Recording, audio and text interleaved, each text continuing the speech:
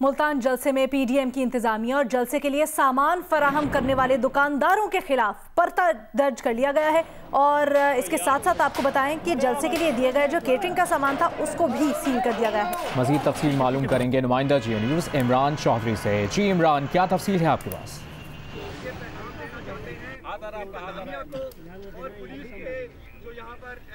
इमरान, आप हमें सुन पा रहे हैं?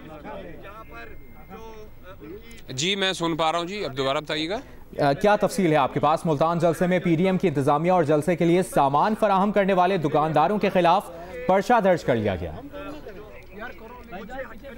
जी बिल्कुल, मुल्तान की इंतज़ामिया ने जो है वो टेंट कैटरिंग सर्विस वाली 3 से 4 ऐसे कैटर्स थे जिन्होंने इस जलसे के लिए सामान की हामी भरी थी और आज वो जिस वक्त अपने गोदाम से इस सामान की डिलीवरी कर रहे थे तो उनके खिलाफ पुलिस ने क्रैकडाउन किया। एक तो उनको सामान यहाँ पर नहीं लाने दिया गया और उनके खिलाफ जो है वो मुकदमा दर्ज किया गया। इससे पहले भी हम आपको एक अहम न्यूज़ दे चुके थे कि आज किला कोना कासिम बाग पे हमला करने वाले अफराद के ऊपर भी जो है वो थाना लोहारी गेट में FIR दर्ज की गई थी, जिसमें 70 पीडीएम के नामजद जो थे ओहदेदारान शामिल थे, जबकि 300 से ज़ायद जो थे वो नामालूम अफराद थे।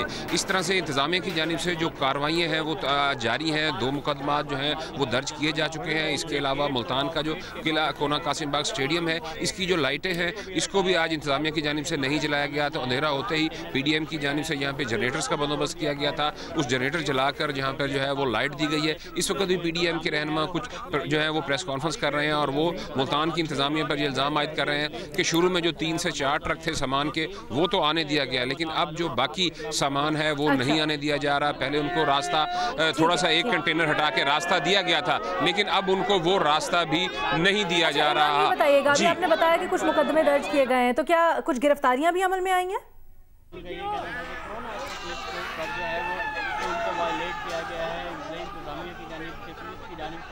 ठीक है इमरान, अगर आप हमें सुन पा रहे हैं, यकीनन मुझे लग रहा है आपके पीछे शोर है, आप सुन नहीं पा रहे, तो दोबारा से वो पूछ रही हूँ, क्या कुछ हिरासत में भी लिया गया है कारकुनान को?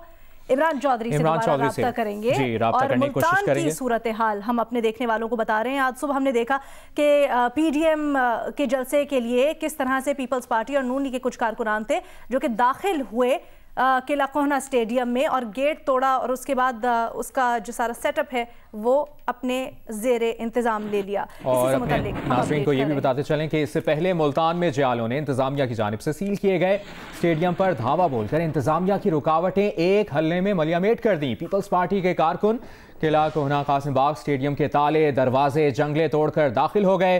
पीपल्स पार्टी ने 30 नवंबर को पीडीएम का जलसा हर सूरत में इसी स्टेडियम में करने का ऐलान किया है। अली हैदर गीलानी ने कहा कि अगले 2 दिन तक ये मैदान अब उनके कंट्रोल में ही होगा।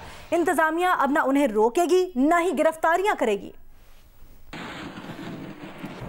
मुल्तान के सर्द मौसम में भी सियासी पारा हाई हो गया। गिलानी हाउस से रैली की सूरत में कारकुनान किला कोहना कासिम बाग पहुँचे, जहाँ सुबह से ही बड़ी तादाद में अहलकार तैनात थे। मुल्तान में इंतजामिया और पुलिस पीडीएम के कारकुनों को किला कोहना कासिम बाग पहुँचने से रोकने में नाकाम रही। पीडीएम के वर्कर्स रुकावटें और ताले तोड़ते हुए जलसागाह में दाखिल हुए।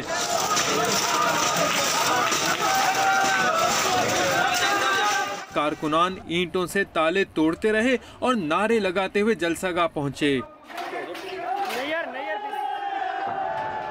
पीपल्स पार्टी मीडिया सेल का कहना है कि कारकुनों ने जलसागाह का इंतजाम संभाल लिया है और जलसे तक कहीं नहीं जाएंगे। हम रेजिस्ट करेंगे, हम यहाँ से नहीं जाएंगे, हम इधर ही हैं। हम यहाँ पे आ चुके हैं।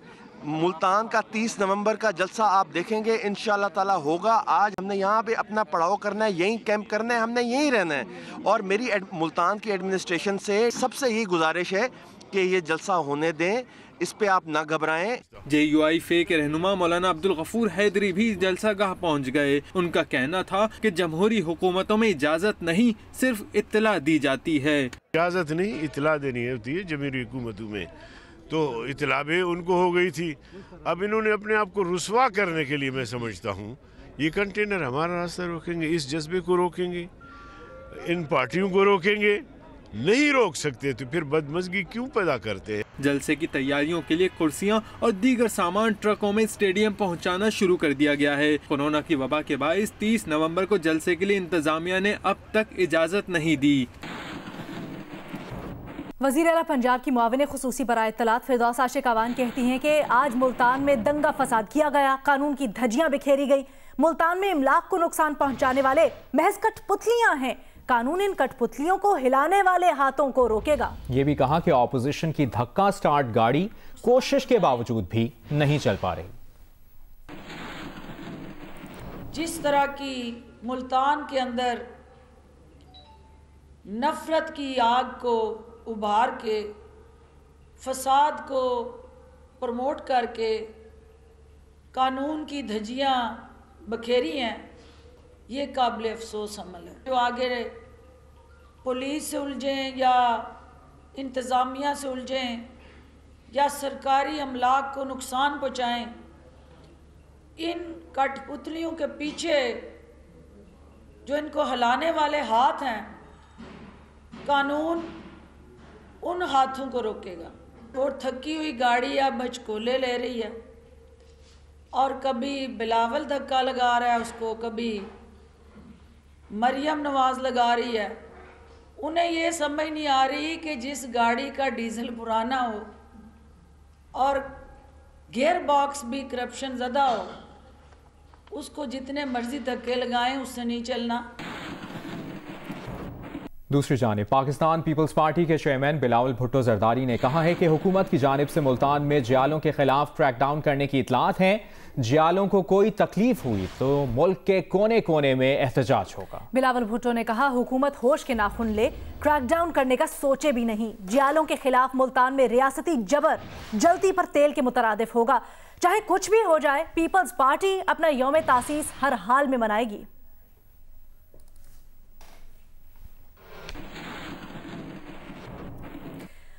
पाकिस्तान स्टील मिल्स के मुलाजिमीन को बरतरफ करने का मामला वफाकी वजीर सनत व पैदावार हमाद अजहर ने कहा है 5 साल से बंद स्टील मिल्स के 95% मुलाजिमीन को फारिग किया जाएगा। 4500 अभी और बाकी को दूसरे मरहले में। जानते हैं इस मामले पर सियासत होगी और वही सियासत करेंगे जिन्होंने इसे डबोया है। सिंध हुकूमत को दावत देते हैं कि स्टील मिल्स की नीलामी में हिस्सा ले, सबसे ज्यादा बोली देकर स्टील मिल्स ले ले। हमाद अजहर इस्लामाबाद में प्रेस कॉन्फ्रेंस कर रहे थे। इस वक्त लाड़काना में वफाकी वजीर असद उमर मीडिया से गुफ्तगू कर रहे हैं। हुकूमत से सिर्फ ये सुनने को मिला कि जी वसाइल की बड़ी कमी है, और सबसे ज़्यादा अफसोस की बात कि वो जब पैसा दिया जा रहा था पाकिस्तान के अवाम को, सिंध के अवाम को, सोचें छोटी रकम नहीं है, 34 अरब रुपए, 34% जो 65 अरब रुपए से ज़्यादा बनते हैं, तकरीबन 68 अरब रुपए बनते हैं, वो सिंध के गरीब अवाम में तकसीम हो रहा था। और सिंध के वज़ीर आला बोलते हैं कि ये मुजरिमाना फेल है, मुजरिमाना फेल है कि गरीबों को पैसा दिया जा रहा है। क्यों? वो कह रहे थे यहाँ पे लोग आएंगे, 200, 300 लोग जमा होंगे और कोरोना होगा। आज वही पीपल्स पार्टी की लीडरशिप कहती है हज़ारों लोगों को अभी मुल्तान में जमा किए हुए, अब कोरोना किसी को नहीं नज़र आ रहा। जब गरीब की मदद हो रही थी तो उससे कोरोना का डर था, जब अपनी सियासत है तो कोई कोरोना का डर नहीं है। असद उमर लाड़काना में मीडिया से गुफ्तगू कर रहे हैं। तो आपको बताएं चकवाल में तीतरों के गैर कानूनी शिकार पर 2 शिकारी गिरफ्तार कर लिए गए हैं। वाइल्ड लाइफ ने शिकार किए गए तीतरों की तस्वीर सोशल मीडिया पर आने के बाद एक्शन लिया था। शिकारियों ने गैर कानूनी तौर पर 70 तीतर शिकार किए थे। तफसील के लिए बात करेंगे नुमाइंदा जियो न्यूज़ ख्वाजा बाबर सलीम से। जी ख्वाजा, क्या तफसील है आपके पास? ये इधर पंजाब हुकूमत ने इधर तहसील के कवाल में शिकार पर पार्शली इजाजत दी हुई है। सिर्फ इतवार के रोज यहाँ पर शिकार होता है और एक परमिट पर सिर्फ 6 तीतर शिकार किए जा सकते हैं। तो ये अभी ये जो मुल्जमान है 2 गिरफ्तार हुए हैं, तीसरा इनका सरगना लाहौर का बताया जाता है। तो ये 3 इनके पास परमिट में शिकार के, तो इन्होंने 18 तीतर शिकार करने थे, मगर इन्होंने कुल 88 तीतर शिकार किए हैं, जिस पर ये 70 गैर कानूनी तीतर जो शिकार हुए हैं उस पर 1.5 लाख रुपया इनसे जुर्माना वसूल किया गया है। और अभी कानून के मुताबिक ये अच्छा ख्वाजा बाबर, ये जो आप बता रहे हैं कि 70 तीतर जायद शिकार किए जो परमिट से, तो क्या हर तीतर के ऊपर अलग जुर्माना होता है, ये ओवरऑल ये 1.5 लाख की रकम है? इन्होंने कोई पैमाना बनाया हुआ है कि जितनी कोई क्वांटिटी हो तो उस हिसाब से ये अब 1.5 लाख रुपया ये 70 तीतरों का मैक्सिमम जो जुर्माना ये जो कानून के मुताबिक था ये किया जा सकता है वो उन्होंने किया है। तो अभी ये भी पता चला है कि डिप्टी डायरेक्टर जो है इस महकमा वाइल्ड लाइफ के, तो उन्हें उनकी भी मिली भगत साबित हुई है, तो उनको मुअत्तल कर दिया गया है। सही। ख्वाजा बाबर सलीम, आपने तफसीलन अपडेट किया, शुक्रिया आपका। आपको बताएं, लाहौर की जेल रोड पर काले शीशों वाली कार ने ट्रैफिक वार्डन को टक्कर मार दी। ट्रैफिक वार्डन जंप लगाकर कार के बोनट पर लेट गया। कार ड्राइवर इसी हालत में तेज रफ्तारी के साथ गाड़ी भगाता रहा। कुछ दूर जाकर कार ड्राइवर ने जिग-जैग करते हुए ट्रैफिक वार्डन को सड़क पर फेंक दिया और फरार हो गए। अहमद फराज की रिपोर्ट। लाहौर की मसरूफ तरीन शाहराह जेल रोड, जहां ट्रैफिक वार्डन ने काले शीशों वाली कार को रुकने का इशारा किया, कार ड्राइवर ने गाड़ी ट्रैफिक वार्डन पर चढ़ाने की कोशिश की। ट्रैफिक वार्डन ने जान बचाने के लिए जंप लगा दी और कार के बोनट पर लेट गया। सेफ सिटी अथॉरिटी के कैमरों से बनने वाली वीडियो में देखा जा सकता है कि कार ड्राइवर उसी हालत में तेज रफ्तारी के साथ गाड़ी भगा रहा है। कुछ दूर जाकर कार ड्राइवर ने जिग-जैग करते हुए ट्रैफिक वार्डन को सड़क पर फेंक दिया और फरार हो गया। खुशकिस्मती से वसीम नामी वार्डन जख्मी होने से बच गया। पुलिस ने वार्डन की मदद में नामालूम कार मालिक के खिलाफ मुकदमा दर्ज करके कार की तलाश शुरू कर दी। सीटीओ सैयद हमाद आबिद कहते हैं कि कानून हाथ में लेने वालों से आहनी हाथों के साथ निपटा जाएगा। अहमद फराज, जियो न्यूज़, लाहौर। ईरान के सदर हसन रूहानी ने सीनियर एटमी साइंसदान मोहसिन फखरीजादा के कत्ल का इल्ज़ाम इसराइल पर आयद करते हुए कहा है कि ईरान जल्दबाजी की बजाय इस कत्ल का बदला सही वक्त पर लेगा। उन्होंने ये भी कहा कि इस कत्ल से ईरान का जौहरी प्रोग्राम मुतासिर नहीं होगा।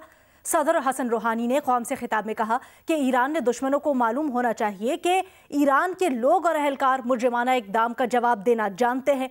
ईरान के सुप्रीम लीडर आयतुल्लाह खामनाई ने इस दहशतगर्दाना वाक़े के ज़िम्मेदारों को सख्त से सख्त सज़ा देने की ताकीद की और मोहसिन फखरीज़ादा के काम को आगे बढ़ाने पर जोर दिया। इसराइल की जानिब से मोहसिन फखरीज़ादा के कत्ल पर कोई बयान जारी नहीं किया गया। अलबत्ता अमरीकी अखबार न्यूयॉर्क टाइम्स ने 3 अमरीकी अहलकारों के हवाले से कहा है कि इस हमले में इसराइल का हाथ था। इसराइल ने दुनिया भर में अपने सिफारत खानों को हाई अलर्ट कर दिया है।